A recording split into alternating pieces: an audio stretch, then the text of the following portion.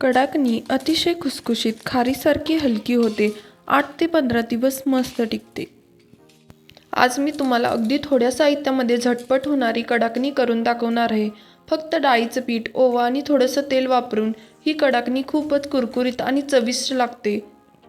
सर्वप्रथम 1 वाटी डाळीचे पीठ घेऊन पाऊण वाटी मैदा घालून घ्यायचा, म्हणजे 2-3 चमचे घालून घ्यायचे व चिमूटभर मीठ घालून घ्यायचं.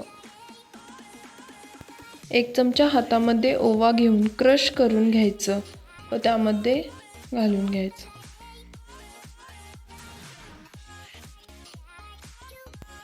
2 चमचे तेल घालून घ्यायचं व ते सारण एकजीव करून घ्यायचं.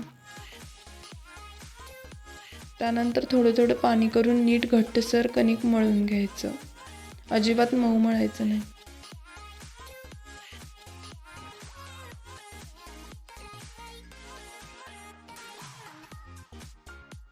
आता छोटे गोळे करून गोलसर लाटून घ्यायचं.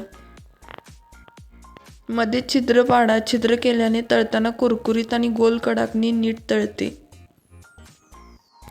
मध्यम आचेवर या गोल कडाकण्या खरपूस सोनेरी रंग येईपर्यंत तळून घ्यायच्या.